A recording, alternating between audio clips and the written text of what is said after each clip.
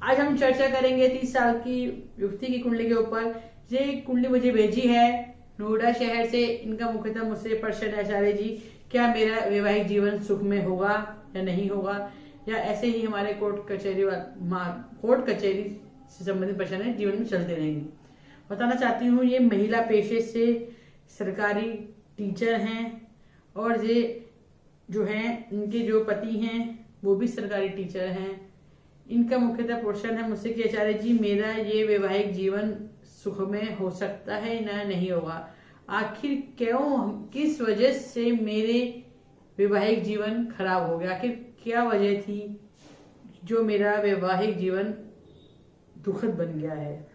बताना चाहती हूँ 2019 में इस जातिका का विवाह हुआ और 2020 तक आते आते जब विवाह को 1 वर्ष भी पूरा नहीं हुआ था तो जातिका के साथ हुआ बहुत बड़ा धोखा।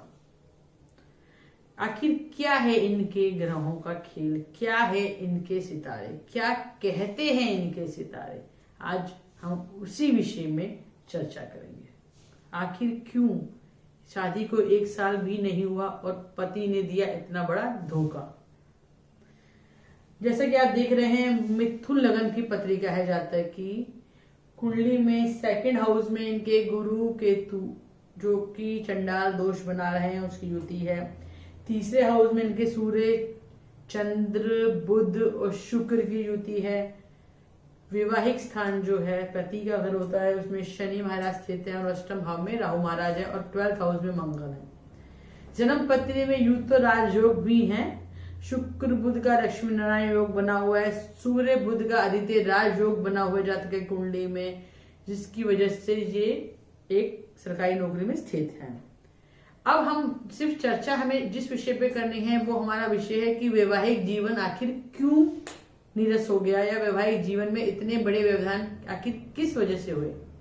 तो बताना चाहती हूँ जन्म पत्री में विवाह का कारक इनका बृहस्पति है और वो इनकी कुंडली में कर्क राशि में उच्च का तो है, लेकिन गुरु चंडाल दोष बना रहा है और गुरु और केतु की जो डिग्री है वो बिल्कुल सेम डिग्री है, 12 डिग्री पे दोनों स्थित हैं।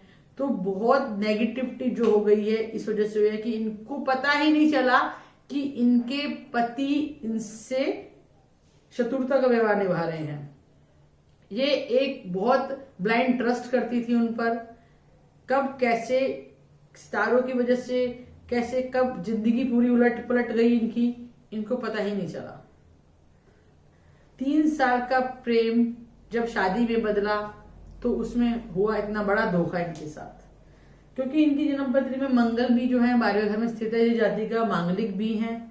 इनकी कुंडली में गुरु चंडाल दोष भी है। जब इनका विवाह हुआ तो इस जाति की जो दशा थी वो सूरज में बृहस्पति की दशा थी।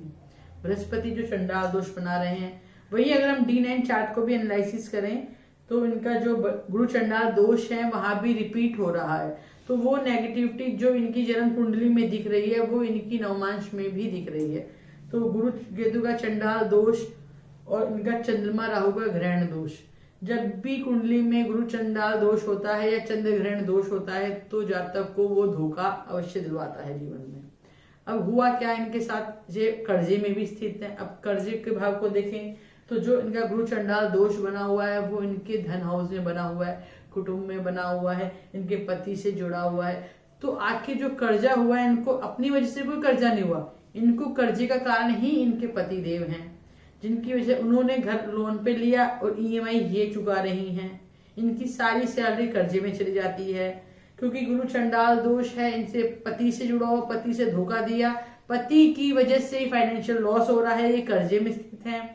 क्योंकि अगर हम D9 चार्ट को भी कंसीडर करेंगे तो वहां पे भी जन्म कुंडली का जो चंद्रमा है इनका राहु के साथ ग्रहण दोष वहां बना रहा है। तो चंद्र ग्रहण दोष और गुरु चंडाल दोष ने इनको पूरी तरह से हताश कर दिया है, पूरी तरह से इनको दुखी कर दिया। ये पिछले 1-1.5 साल से बहुत दुखी है और ये जानना चाहती है आखिर ऐसी कुंडली में मेरे क्या योग और क्या दुर्योग है जिसकी वजह से मुझे ये दिन देखने पड़े। तो बताना चाहती हूँ आपको करना क्या है। आपको सर्वप्रथम आपकी कुंडली में कोई पितृ दोष नहीं है, आपकी कुंडली में गुरु चंडाल दोष है। गुरु चंडाल दोष का कारण है आपकी शादी में प्रॉब्लम आया, शनि महाराज की वजह से आपके जीवन में प्रॉब्लम आया। दूसरा आप मांगलिक हैं। तीसरा आप मांगलिक है उस वजह से भी। और D9 चार्ट में भी वो आपके दोष रिपीट हो रहे हैं। तो अब आपको करना क्या है? सबसे पहले मैं आपको ये सलाह दूंगी कि आपको रूबी और पन्ना पहनना है। ये सिर्फ पूजा करनी है, आपको व्रत नहीं रखना है। बहुत से लोग व्रत भी रख देते हैं, लेकिन आपको व्रत नहीं रखना, आपको सिर्फ पूजा करनी है, गाय की सेवा करनी है। शनिदेव जी को आपको तेल और जल सुबह अवश्य चढ़ाना है। सुंदरकांड का पाठ करना है मंगलवार और शनिवार, क्योंकि जिनकी भी कुंडली में 12वें घर में मंगल होता है, छठे घर में मंगल होता है, 8वें घर में मंगल होता है, एक तो वो जातक को तंगी देता है, दूसरा वो मांगलिक बनाता है, वैवाहिक जीवन को भी नीरस बना देता है। तो आपको करना क्या है? अपने गुरु चंडाल दोष का निवारण करवाना है। आप रूबी और पन्ना पहनिए, क्योंकि रूबी और पन्ना पहनने से आपके अंदर जो नेगेटिविटी हो रही है, आपको इन सब से लड़ने की क्षमता मिलेगी। सूरज को जल देना है आपको। वर्तमान दशा भी जो आपकी चल रही है सूरज में केतु की चल रही है। आने वाली दशा आपकी शुक्र की होगी, जो आपके लिए अनुकूल होगी। आपने मुझसे ये भी प्रश्न किया था, क्या मुझे इस शादी को छोड़ देना चाहिए या मुझे इसे कंटिन्यू करना चाहिए? तो बताना चाहूंगी, जब शादी के योग जो है आपके कमजोर हैं, शादी सुख में कमी देने वाले योग हैं आपके, तो चाहे आप इस शादी को छोड़िए या दूसरी शादी करिए, तब भी आपको जीवन में शादी का सुख नहीं मिलेगा, या शादी के सुख से रिलेटेड परेशानियां रहेंगी हमेशा। अंडरस्टैंडिंग रहना, मैं आपस में व्यवहारात्मक बर्ताव सही नहीं रहना, तो ये सब चीजें आपके साथ वैवाहिक स्तर पे हैं जो कष्ट देने वाली हैं। अगर आपको बताना चाहूंगी, अगर आपके पतिदेव ये कोर्ट केस वापस ले लेते हैं तो आपको उन्हें माफ कर देना चाहिए और अपना वैवाहिक जीवन दोबारा से स्टार्ट करना चाहिए, क्योंकि आपकी कुंडली में आने वाली दशा अनुकूल है। तो ये सारी संभावनाएं बनती हैं कि आपको फिर रहने का एक साथ मौका अवश्य मिलेगा। लेकिन आपको करना क्या है? आपको सुंदरकांड अवश्य करते रहना है मंगलवार शनिवार।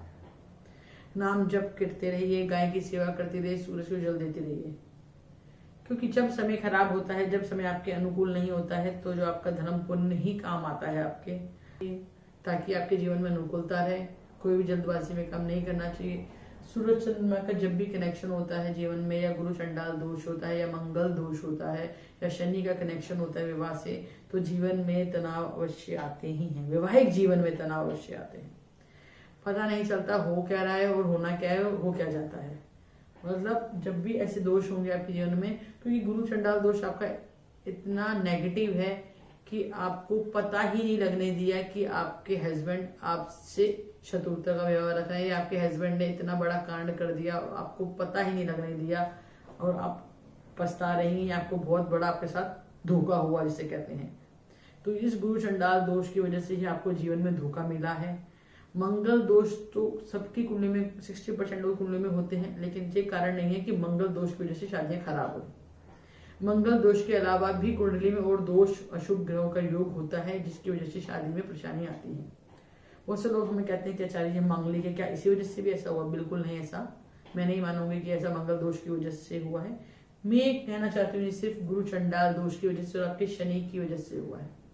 और वर्तमान में जिस दशा में आप चल रही थी, जब आपकी शादी हुई, उस समय भी आपका समय इतना अच्छा नहीं था, जो जल्दबाजी में शादी होगी। उसके बाद से लेकर भी आपके पास अभी इतना अच्छा समय आया नहीं है कि आपकी मैरिज लाइफ सुखी हो सके।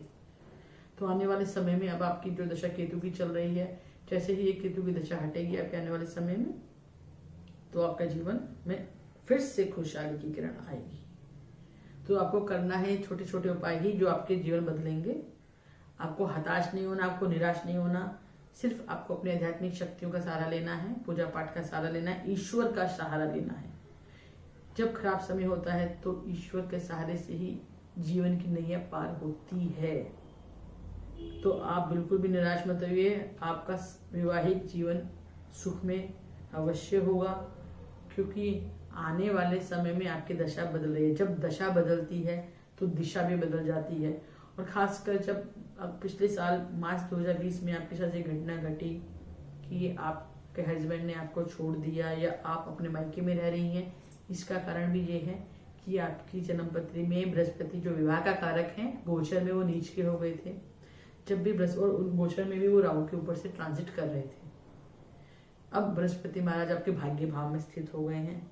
जो भी परिस्थिति आपकी पिछले साल से बिल्कुल आपके प्रतिकूल चल रही थी, वो सारी परिस्थितियां आपकी ईश्वर की कृपा के द्वारा अनुकूल होने वाली हैं। तो आपको निराश नहीं होना है, हताश नहीं होना है, डिप्रेशन में बिल्कुल नहीं आना है, क्योंकि आने वाले समय में मुझे आपके जीवन में शुभता के संकेत दिख रहे हैं। तो आपको करना क्या है, आपको नाम माला का जाप करना है, सूरज को जल देना है, शनिदेव को हर शनिवार के दिन जाकर अगर आप तिल चढ़ाए तो बहुत अच्छा है, नहीं तो आपको अमावस के दिन पीपल के पास जाके सरसों के तेल का दीपक अवश्य लगाइए। आपको गाय की सेवा करना है, गाय को आप रोटी, गुड़, केला, फल, कुछ भी आप जो आपकी श्रद्धा हो अवश्य खिलाते रहिए प्रतिदिन। गुड़, चना तो आपको वीरवार के दिन अवश्य ही खिलाना है गाय को, उससे लाभ होगा।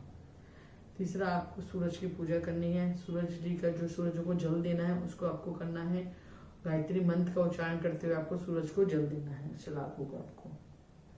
और आपको सुंदरकांड का पाठ करना है मंगल और शनिवार को। अगर आप डेली करेंगे तो जल्दी से ही समस्याओं से निजात मिलेगा। अगर आप डेली नहीं कर पाएंगे तो आप ऐसा कीजिएगा, मंगलवार और शनिवार को अवश्य कीजिएगा, और प्रतिदिन हनुमान चालीसा कर लीजिएगा 7 बार, कम से कम 5 या 7 बार अवश्य करते रहिए, उससे आपको लाभ होगा। अगर आप अपने जीवन में जल्दी से ही इस समस्याओं से निजात पाना चाहती हैं तो आपको अपने इन ग्रह नक्षत्रों को स्ट्रांग बनाना होगा, जब भी जाके आप इस प्रतिकूल परिस्थितियों से बाहर आ सकती हैं, जब भी जाकर आपके इस कष्टों से आपको मुक्ति मिल सकती है। दुनिया में, इस संसार में और कोई माध्यम नहीं है अपने कष्टों को टालने का, सिर्फ 3 ही तरह से काटा जा सकता है, या यज्ञ कर या खुद करवा कर, या पंडित से करवा कर, दूसरा रतन थेरेपी के द्वारा, तीसरा भजन थेरेपी के द्वारा करना होता है, और तीसरा और चौथा गुरु के मार्गदर्शन द्वारा। अगर संतों की कृपा या गुरु की कृपा हो जाती है जो आपका मार्गदर्शन करते हैं, उनके बताए हुए रास्ते पर चलकर भी जीवन में खुशहाली लाई जा सकती हैं।